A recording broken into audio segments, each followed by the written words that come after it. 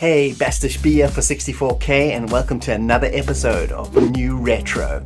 And if you've never watched this show before, I take a look at a new game on a retro system, and then we have a look at the game that might have inspired it. And today's games are...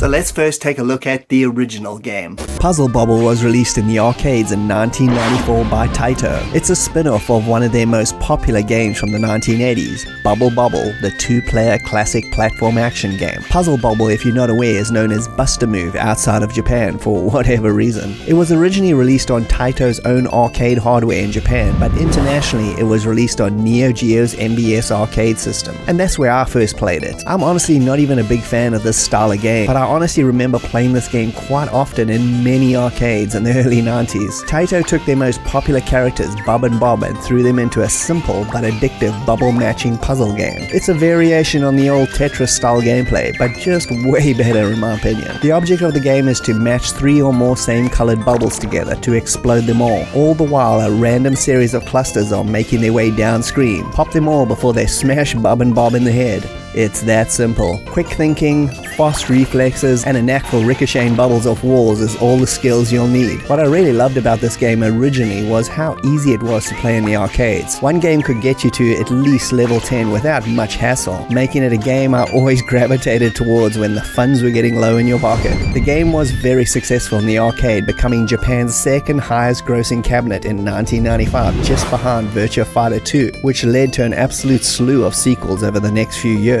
This game's bubbly atmosphere, lovable characters, tight gameplay, and fantastic two-player versus option as well make it another Taito arcade that comes out on tops.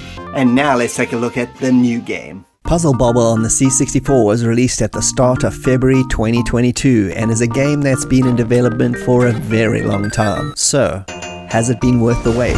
I'd say a resounding yes. The team of Asiad, NM156 and Hen have truly delivered a wonderful 8-bit version of Taito's classic puzzler. No shortcuts have been taken and the entire arcade experience is here in its full glory, from the wonderful recreation of the Neo Geo title sequence,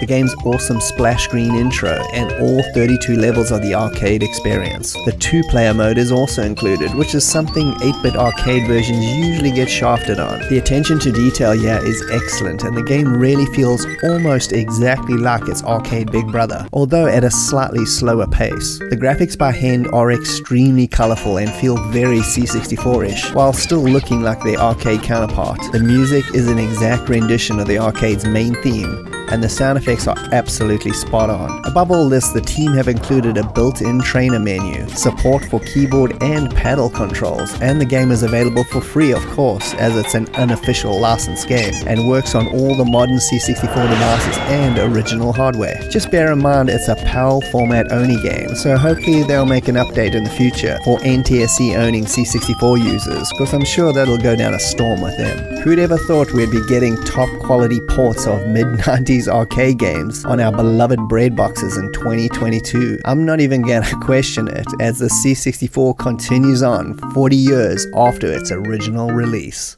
And thanks for joining me, Bastish B, at 64K. I hope you had a good time, and if you can please like and subscribe, that'll be greatly appreciated, and I'll see you next time. Cheers.